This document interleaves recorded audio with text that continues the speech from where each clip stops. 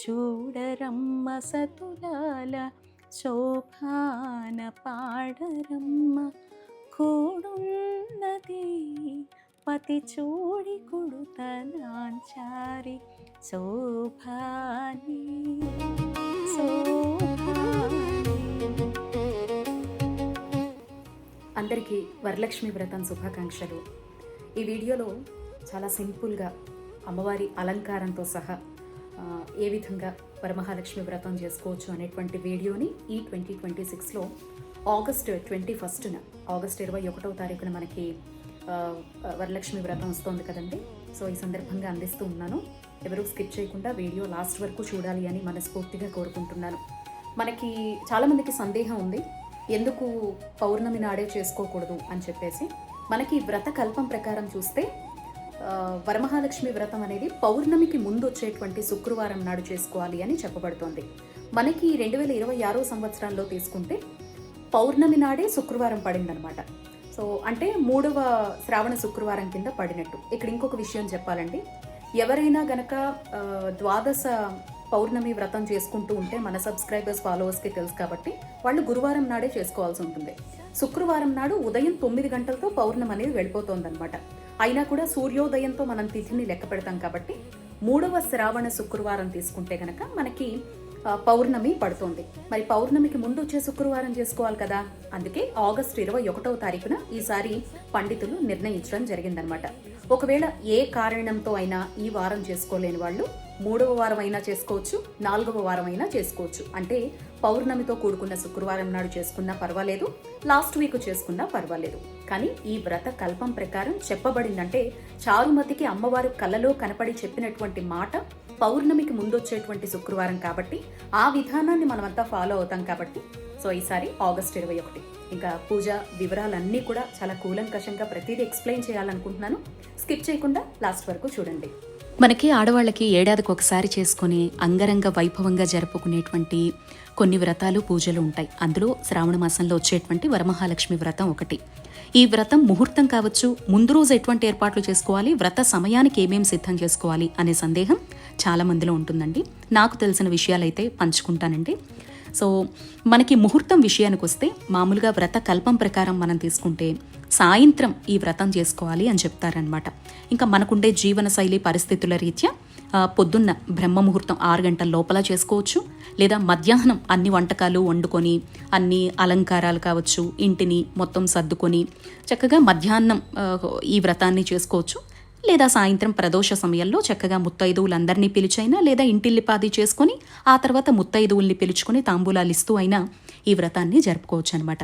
ఇక ముందు రోజు ఏం సిద్ధం చేసుకోవాలి, వ్రతం సమయానికి ఏం సిద్ధం చేసుకోవాలి అనేది పూర్తిగా కూడా ఇప్పటి జీవన శైలి రీత్యా మాత్రమే మనం మాట్లాడుకోవాలండి. అంతా న్యూట్రల్ ఫ్యామిలీస్ అయిపోయాయి. ఒకప్పుడు ఏంటంటే ఇంట్లో అత్తగారు వంట పని, అమ్మ వాళ్ళు వంట పని చూసుకుంటూ ఉండేవారు, మనం ఏంటంటే పై పని చూసుకుంటూ ఉండేవాళ్ళం. ఇప్పుడు అంతా కూడా న్యూట్రల్ ఫ్యామిలీస్ కదా, 2 లేదా 3 లేదా 4 మాత్రమే పిల్లలతో ఉంటున్నారు కాబట్టి అంత వెసులుబాటు ఉండదు. కాబట్టి మన పూర్వీకుల నుంచి కూడా ఏం చేసేవారంటే ఇటువంటి ఇబ్బందులు వచ్చేటప్పుడు ముందు రోజు సాయంత్రమే ముగ్గవి వేసేసుకోవడం, గడప పూజ అది కంప్లీట్ చేసేసుకోవడం, పువ్వుల అలంకారాలైనా ఆ వ్రతానికి కావాల్సినటువంటి అక్కడి వరకు డెకరేషన్, వెనకాల ఉండేటువంటి డెకరేషన్ అయినా, అమ్మవారిని తయారు చేసేటువంటి ప్రాసెస్ అంటే కలశం పెట్టడం కాదండి. చాలామంది ఇప్పుడు వస్త్రం అది కట్టి ఒక అమ్మవారి రూపం తయారు చేసుకుంటున్నారు కదా, ఆ రూపాన్ని సిద్ధం చేసుకోవడం అయినా ముందు రోజు కూడా మనం నియమాలకు కట్టుబడి ఉండాలన్నమాట. మాంసాహారం తీసుకోకపోవడం, ముందు రోజు తలస్నానం చేసుకోవాలి, ముందు రోజు ఇంటిని తడిపట్ట పెట్టుకోవాలి. సో అప్పుడు ముత్తైదువులకి ఇవ్వాల్సిన తాంబూలాలు సెట్ చేసుకోవడం అయినా, పువ్వుల షాపింగ్ కంప్లీట్ చేసుకోవడం అయినా, డెకరేషన్ ఉన్నంతలో కొంచెం మనకి వెసులుబాటుగా ఉండేలా చేసి పెట్టుకోవడం అయినా, అక్కడి వరకు అమ్మవారికి తయారు చేయాలంటే శారీ డ్రాపింగ్ వరకు ముందు రోజు చేసేవి. పూజకు ముందర మాత్రము మనం పీఠం పెట్టుకోవడం అయినా, కలశం పెట్టుకోవడం అయినా, అమ్మవారిని ప్రతిష్ఠించడం అయినా పూజకు 1 గంట ముందర మాత్రమే చేయాల్సి ఉంటుందన్నమాట. ఇక ఇక్కడ కలశం విషయానికి వస్తే మ్యాక్సిమం 99% సంప్రదాయం ఉన్నా లేకపోయినా చాలామంది వరమహాలక్ష్మి వ్రతం అంటే కలశం పెడతారు. నేనిక్కడ మన పూజలో కూడానండి సంప్రదాయ కలశానికి అమ్మవారి ముఖావళి చూపిస్తున్నాను. అమ్మవారి ముఖావళి కూడా పూర్తిగా పేపర్తో అనమాట. ఇది ఎక్కడ ఒక ఇనప వస్తువు కానీ స్టీల్ వస్తువు కానీ వాడకుండా సంప్రదాయబద్ధంగా ఎలా తయారు చేసుకోవచ్చో నేను చూపిస్తున్నాను. అండ్ ఇంకొకటి, నాకు ఫస్ట్ నుంచి కూడా అమ్మవారికి శారీ డ్రేప్ చేయడం లాంటివి రావు, నా మనసు కూడా ఒప్పుకోదనమాట. అదే విధానాన్ని మన ఛానల్ పెట్టినప్పటి నుంచి మీరంతా గమనిస్తూ వస్తున్నారు అనే భావిస్తూ ఉన్నాను. ఇక కలశానికి రాగి కానీ వెండి కానీ ఇత్తడి చెంబు కానీ తీసుకోవచ్చు. అందులో మీరు ఒకవేళ అమ్మవారి రూపం తయారు చేసుకున్నా కూడా కలశాన్ని మాత్రం సంప్రదాయంగా తయారు చేసుకోండి. అందులోపల చక్కగా పసుపు, కుంకుమ, గంధము, అక్షతలు, 2 యాలకలు, కొంచెం మిస్త్రీ పలుకులు, కొంచెం పచ్చకర్పూరం లాంటివి ఏవైతే సుగంధభరితమైన వస్తువులు ఉంటాయో వాటన్నింటినీ వేసుకోండి. కావాలంటే వట్టివేర్లు కూడా వేసుకోవచ్చండి. అలా తమలపాకులు కానీ లేదంటే పత్రి అని చెప్పి పిలుస్తారు, వాటిని కానీ పెట్టుకోవచ్చు అనమాట. లేదా మామిడాకులతో కలశాన్ని పెట్టుకుని దానిపైన కొబ్బరికాయ, చక్కగా పీచు కొబ్బరికాయ తెచ్చి పెట్టుకొని బొట్టు అది పెట్టి, ఇంకా అమ్మవారి ఫోటో ఉంటే ఫోటో, విగ్రహాలు ఉంటే విగ్రహాలు, వాటన్నిటిని ప్రత్యేకంగా పీఠం పెట్టుకునైనా పూజా స్థలంలో అయినా సంతోషంగా మనం ఇవన్నీ కూడా సిద్ధం చేసుకోవచ్చు. తాంబూలం కూడా చాలా సంప్రదాయబద్ధంగా మీకు ఇక్కడ నేను చూపిస్తున్నానండి. ఉడింది ఒక ప్లేట్ తీసుకున్నాను. అంటే ఈసారి నేను ఎలా ఇవ్వబోతున్నానో ఒక నమూనాగా మీకు ఇక్కడ చూపిస్తున్నాను. పసుపు, కుంకుమ కూడా నేనే పేపర్లో స్వచ్ఛమైనవి కట్టుకున్నాను. గాజులు వేసుకోగలిగే సైజే పెట్టాను. బ్లౌజ్ పీస్ కూడా కంపల్సరీ ఒక వస్త్రం కింద ఆడవాళ్ళకి పెట్టాలి. ఇప్పుడంటే వింత వింత పోకడాలతో వాళ్ళు వేసుకోరు, వాళ్ళు ఏదన్నా చేస్తారు అని చెప్పి రకరకాలుగా మాట్లాడుకుంటున్నారు. ఆడవాళ్ళకి ఇవ్వగలిగితే చీర, లేదు అనుకునే పక్షంలో మనం వస్త్రం అనేది పెట్టి ఇవ్వాలన్నమాట. ఇది మన సంప్రదాయం వెనుకుండేటువంటి ప్రతిదానికి ఒక పద్ధతి, ఆచారం అనేది, సంప్రదాయం అనేది, దాని వెనుక ఆధ్యాత్మికత అనేది ఉందండి. సో ఆ వస్త్రం కింద బ్లౌజ్ పీస్ అనేది కంపల్సరీ పెట్టాలి. పసుపు, కుంకుమ, మాంగళ్యకరమైన వస్తువులు. ఇంకా తాంబూలం అంటారా, అరటిపళ్ళు, ఇవి అవి, శనగలు ఖచ్చితంగా పెడతాం. మీకు ఇక్కడ నేను చూపించలేదండి. శనగలు కూడా చాలా మంచిదన్నమాట ఇప్పుడు పెడితే కనుక. సో ఈసారి నేను లలితా సహస్రం పుస్తకాలు రైటింగ్వి 9 తెప్పించుకున్నానమాట. 9 మందికి ఇస్తానా, ఇద్దరికే ఇస్తానా, ఒకరికి ఇస్తానా తాంబూలం అనేది నేను ఇంకా డిసైడ్ అవ్వలేదు.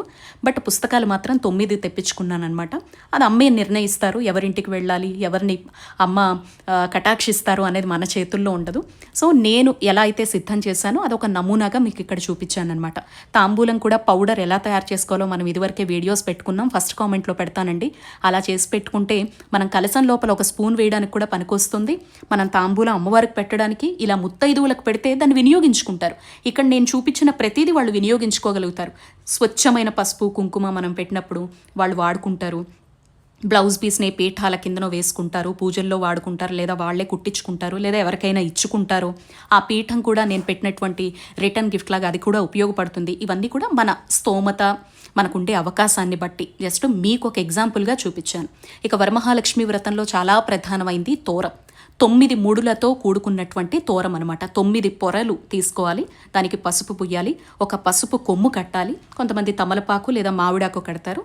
ఒక 2 లేదా ఒక పుష్పం అంతే తప్ప అదొక మాలలాగా పూలతోటి తయారు చేయరండి. కాళ్ళ వేళ్ళ పడిందంటే అది దోషము. ఒక్క పుష్పం పెడితే చాలన్నమాట. నేను తయారు చేసుకునేటప్పుడే ఒక పుష్పమే పెడతానండి.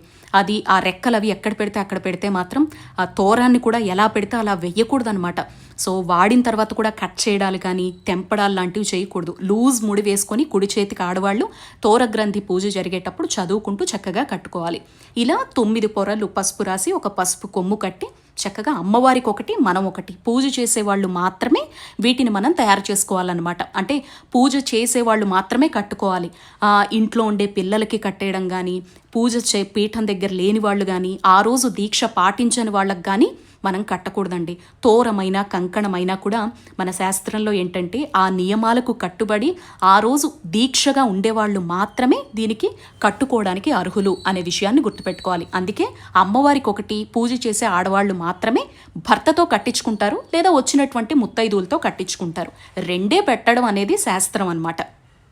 ఇంకా పూజ అలంకారం విషయానికి వస్తే ఇదిగోండి, మీకు నేను చూపించాను కదా, ఇలా చేసుకున్నానమాట. నీట్గా బ్యాక్ డ్రాప్స్ అనేవి మనకి ఇప్పుడు అవైలబిలిటీలో ఉన్నాయి కదా, సింపుల్గా నేను శ్రావ్స్ కలెక్షన్ నుంచి తెప్పించుకున్నానమాట ఈ బ్యాక్ డ్రాప్ అనేది. సో ఎందుకంటే నాకు టెంపుల్లో ఆరాధనప్పుడు కూడా యూజ్ అవుతాయి బ్యాక్ డ్రాప్స్ అని చెప్పేసి ఈసారి 2 కొనుక్కున్నానమాట. ఇన్స్టాగ్రామ్లో రీల్లాగా కూడా పెట్టా. సరే, ఇంకా అలంకారం విషయానికి వస్తే మీరు చూసి ఉంటారు, వ్రతం విధానం ప్రకారం అమ్మవారు కళ్ళలో కనపడి కలశారాధన చెయ్యమనే చెప్పారు అని చెప్పి మనకి పెద్దవాళ్ళు చెప్తారు. సో, అలాగే సంప్రదాయ కలశం పెట్టి అమ్మవారి ముఖావళి పెట్టాను. అలా చక్కగా ఒకే ఒక్క నగ వేశాను. ఎలా అలంకరించానో కలశం మీరు చూశారు కదా! ఇంతే అండి. ఇంక నేను గోపద్మ వ్రతంలో ఉన్నాను కాబట్టి కన్నయ్యని పెట్టుకున్నాను. మన దగ్గర ఉండే ఉర్లిని పెట్టుకొని పక్కన స్వామివారిని పెట్టుకున్నాననమాట. ఇవన్నీ ఎవ్రీ ఇయర్ మీరందరూ చూసేవే. చూడండి, అమ్మవారి కలశానికి ఇంకా అమ్మవారి రూపము కనిపిస్తోంది, కలశము కనిపిస్తోంది ఒకటేసారి. సో, చక్కగా డైరెక్ట్‌గా అమ్మకే పూజ చేసుకోవచ్చనమాట.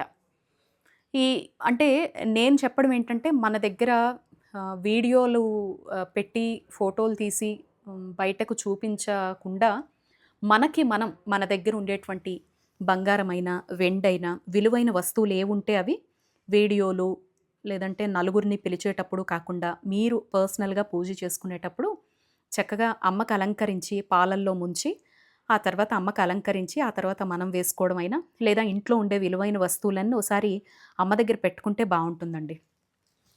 పీఠం మీద చూశారు కదా! నేను ప్రిపేర్ చేసేటప్పుడే ఇదిగో పసుపు, కుంకుమ, చిట్టి గాజులు, తామర గింజలు, గురువింద గింజలు ఇలా ఉండేది. ఇలా ఒక దాంట్లో పెట్టుకున్నాను. మీ దగ్గర బౌల్స్ ఉన్నా, మట్టివి ఉన్నా కూడా కుండల్లాగా వాటిల్లో కూడా వేసి పెట్టుకోవచ్చనమాట. ఇదిగో నా దగ్గర ఉండే అమ్మవారి విగ్రహాన్ని పెట్టుకున్నాను. ఆ తర్వాత గజలక్ష్మి దీపాన్ని పెట్టుకున్నాను.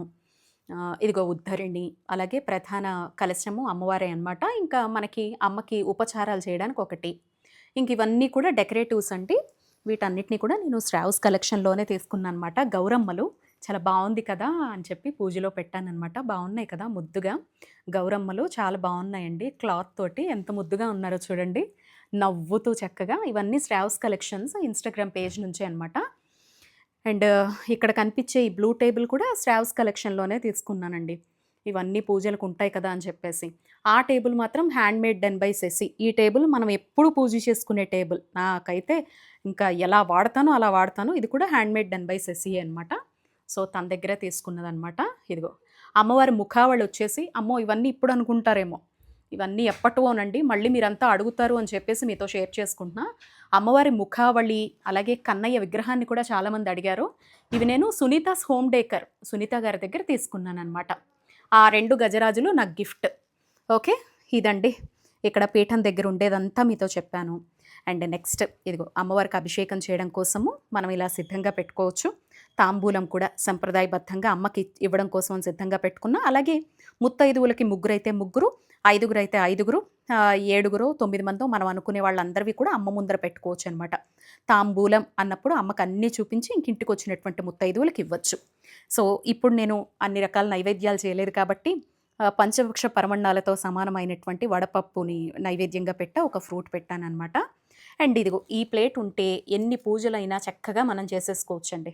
ఇదిగో పసుపు, కుంకుమ, గంధము, అక్షతలు, వస్త్రము ఇలా మనం ఎప్పుడు రెడీగా పెట్టుకున్నామంటే గనక ఏ పూజకైనా ఇబ్బంది ఉండదన్నమాట. ఇలా చక్కగా ప్రశాంతంగా అన్నీ సిద్ధంగా పెట్టేసుకొని ఇదిగో అభిషేకం పాత్ర అది, హారతి ఇవ్వడం కోసం నేతి ఒత్తులు కూడా సిద్ధంగా పెట్టా. కర్పూరం కావాలంటే కర్పూరం ఇచ్చుకోవచ్చు. ఇంకా కొన్ని పుష్పాలు దగ్గర పెట్టుకుంటానన్నమాట. మల్లెపూలు కూడా ఉంటాయండి అర్చన కోసం. బిల్వదళాలు, మల్లెలు, విరజాజులు, సుగంధభరితమైనవి ఏవి ఉంటే అవి పెట్టుకుంటూ ఉంటాను. ఇంకింతేనండి ఆయిలు ఇవన్నీ. ఒక్క నేతి దీపం మాత్రం పెట్టడానికి ప్రయత్నించండి. అదే నేను అక్కడ పెట్టుకున్నానమాట. సో, ఇది ఇలా చక్కగా పీఠాన్ని సింపుల్గా కూడా సిద్ధం చేసుకోవచ్చు. మీకు సింపుల్గా అనిపిస్తోందా, హెవీగా అనిపిస్తోందా? తప్పకుండా కింద కామెంట్ చేయండి. ఇంకా పూజ ఎలా చేసుకోవాలి అనేది ఇప్పుడు మీకు చూపిస్తూ నేను కూడా చెప్పేటువంటి ప్రయత్నం చేస్తాను. రండి దీపారాధన చేసేద్దాం. మనము శ్రావణం దగ్గరకు వస్తోంది అంటే 15 రోజుల ముందు నుంచి కంగారు పడిపోయి, 2-3 రోజుల ముందు నుంచి ప్రయాస పడిపోయి, అమ్మకి అది కావాలి, ఇది కావాలి, అది పెట్టాలి, ఇది పెట్టాలి, అన్ని వండాలి, ఇన్ని వండాలి, ఇంతమందిని పిలవాలి, అంతమందిని పిలవాలి, మనం ఇలా తయారవ్వాలి, ఆ బ్లౌజ్ కుట్టించుకోవాలి, ఈ నగ వేసుకోవాలి, ఆ షాపింగ్ చేయాలి అని తపన పడేదంతా కేవలం ఆ తల్లి అనుగ్రహం నిండుగా ఉండాలి. లాస్ట్ ఇయర్ కన్నా ఈ ఇయర్ ఒక మెట్టు ఎక్కువే చేసుకోగలగాలి. ఈ ఇయర్ ఇచ్చిన అవకాశాన్ని మనం వాడుకొని ఇంకొక మెట్టు నెక్స్ట్ ఇయర్ ఇంకా బాగా చేసుకోగలిగేటువంటి స్థాయికి అమ్మ మనల్ని తీసుకువెళ్ళాలి అనేటువంటి తపనతోనే మనం ఈ ఏర్పాట్లన్నీ చేస్తామండి. అందుకే ఎవరి స్తోమత ప్రకారం, ఎవరి అవకాశం ప్రకారం అలంకారమైన పూజైనా చక్కగా చేసుకోండి. ఇంత కష్టపడ్డదంతా కూడా అమ్మ ముందర మనం ఒక 20 నిమిషాలు ప్రశాంతంగా ఇంటిల్లిపాది గడపడం కోసం. కాబట్టి మిగతా విషయాలన్నింటికీ ఇంపార్టెన్స్ ఇచ్చి పూజ దగ్గర మాత్రం మమ అనిపించేస్తే మనం ఎన్ని చేసినా మన కోసం మనం ఏదో తాపత్రయపడి చేసినట్టు అవుతుంది తప్ప ఆ తల్లి మన ఇంటికి రావాలనో ఆ తల్లి కటాక్షం మనకు ఉండాలనో కోరుకునేటువంటి కోరిక అయితే కాదు. అందుకే ఏం చేసినా ప్రీ ప్లాన్డ్గా చక్కగా ప్రశాంతంగా ప్రయాసకు పోయి ఒళ్ళు నొప్పులు తెచ్చుకొని తలనొప్పులు తెచ్చేసుకొని మైగ్రేన్లు బీపీలు షుగర్లు అన్నీ ఆ సమయానికే గంపగుత్తగా మన మీద దాడి చేసేలాగా పెట్టుకోకుండా ప్రశాంతంగా అండి ఒక కలశం పెట్టుకోండి. మీ దగ్గర వెండిదో బయట కొనుక్కున్న ముఖావళి ఉంటే పెట్టండి, లేదా అమ్మవారి పటమో విగ్రహమో ఉంటే చక్కగా పెట్టుకోండి. మనకి గూగుల్లో పీడిఎఫ్లు అందుబాటులో ఉన్నాయి. మన పెద్ద పెద్ద గురువులు వారి వారి పిల్లలతో చక్కగా పూజలు చేయించినటువంటి వీడియోలు ఉన్నాయి. ఎంతోమంది పండితులు చక్కగా వాళ్ళు సంప్రదాయబద్ధంగా ఎలా పూజ చేసుకోవచ్చో వీడియోస్ ఉన్నాయి. వాటిని పెట్టుకొని ఒక 20-40 నిమిషాలు కుటుంబం అంతా కూర్చోండి. ఇంట్లో వాళ్ళ సపోర్ట్ లేకపోతే కేవలం ఆడవాళ్ళు ఎవరి పుణ్యం వాళ్ళదండి. చక్కగా కూర్చోండి. మీరు చేసే పుణ్యం ఇంటిల్లిపాదిని కాపాడుతుంది. చక్కగా మంగళసూత్రం వేసుకొని జుట్లు విరబోసుకోకుండా వస్త్రం అనేది చక్కనైన చీర అనేది కట్టుకొని గాజులు వేసుకొని మాంగళ్య ధారణ అనేది మెడలో ఈ రోజైనా ఉండేలాగా చూసుకొని కాలికి మెట్టలు పెట్టుకొని పసుపు పూసుకొని కుంకుమ నుదుటన అలాగే ముఖానికి కూడా ధరించి పువ్వులు పెట్టుకొని అమ్మ ముందర పంచమాంగళ్యాలతో ఆ తల్లి చూసి పొంగిపోయేలాగా అమ్మ నిండైన రూపం చూస్తే మన మనసులో ఎంత ఉల్లాసం కలుగుతుందండి. నేను సింపుల్గా తయారు చేసినా కూడా ఆ తల్లి ఎంత కళ్ళతో ఉట్టిపడుతోంది. అలాగే ఆ పటంలోనూ ఆ విగ్రహంలోనూ మనం చూసినప్పుడు అమ్మ మనల్ని చూస్తోంది అనే భావన ఎప్పుడైతే ఉంటుందో అమ్మకు నచ్చినట్టుగా ఉండాలి ఈ ఒక్క రోజు అనేది కూడా మనకు అర్థమవుతుందనమాట. కాబట్టి ఆ క్షణం చక్కగా కూర్చొని అమ్మకు అన్ని ఉపచారాలు మనస్ఫూర్తిగా సమర్పిస్తూ ఏవైనా విలువైన వస్తువులు ఇవి అవి ఉన్నా కూడా వాటన్నిటిని వీడియోలకి ఫోటోలకి బయట వాళ్ళకి చూపించాలి అనేటువంటి తపన కన్నా ఆ తల్లి చూడాలి, ఇవన్నీ కలకాలం ఇలాగే నిలిచేలా చేయి, ఇందులో ఏదీ తగ్గకూడదు, అలా అని పెరగాలని కూడా కోరుకోను. ఇప్పుడుండే జీవితం సుఖంగా ఉంటే గనక ఇదే ఎప్పటికీ ఉండాలమ్మా నా జీవితాంతం అని ప్రసాదించమని కోరుకోండి. ఇంతకన్నా దుర్భరంగా ఉంటే ఒక మెట్టు నన్ను పైకెక్కించమ్మా అని చెప్పి కోరుకునేలాగా మనస్ఫూర్తిగా అమ్మ పూజ అయితే చేసుకోండి. మళ్ళీ చెప్తున్నాను, మనం చేసే ఈ ఏర్పాట్లన్నీ కూడా అమ్మతో ఒక్క 20 నిమిషాలు గడపడం కోసం. కాబట్టి ఆ 20 నిమిషాలు అలసిపోకుండా అమ్మకు కావలసిన ఏర్పాట్లు ఉండేలాగా ప్రశాంతంగా చేసుకోండి. మన ఇంటికి వచ్చే ముత్తైదువులో వాళ్ళందరూ మన ఆర్భాటాలు మన గొప్పలు చూసి అయ్యో ఇంత అయ్యో అంత అనుకునేది కేవలం 5 అంటే 5 నిమిషాలండి.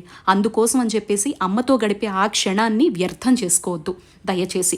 ఇంకా చెప్పాలంటే మన దగ్గర స్తోమత ఉంటే ఎవరైనా పండితుల్ని పిలిపించుకొని వాళ్ళ సమక్షంలో ఏడాదికి ఒక్కసారి మా ఇంట్లో అంగరంగ వైభవంగా చేసుకుంటాం అనే భావన మీలో ఉంటే వారి సమక్షంలో చేసుకోండి. ఇంకా బ్రాహ్మణుల అటువంటి పండితుల ఆశీర్వాదం ఉంటే గనక మనకి కుటుంబం అనేది చాలా చాలా బాగుంటుందన్నమాట. లేదు అంటే గనక చెప్పాను కదా, పీడిఎఫ్లు వీడియోలు ఉన్నాయి. వాటి ప్రకారం గణపతిని గౌరమ్మను చేసుకోండి. చక్కగా గణపతిని తలుచుకోండి. అదేవిధంగా గురువును తలుచుకోవాలి, కులదైవాన్ని గృహదైవాన్ని ఇష్టదైవాన్ని తలుచుకోవాలి. అలాగే గ్రామ దేవతల్ని తలుచుకోవాలి, అమ్మ నాన్నల్ని.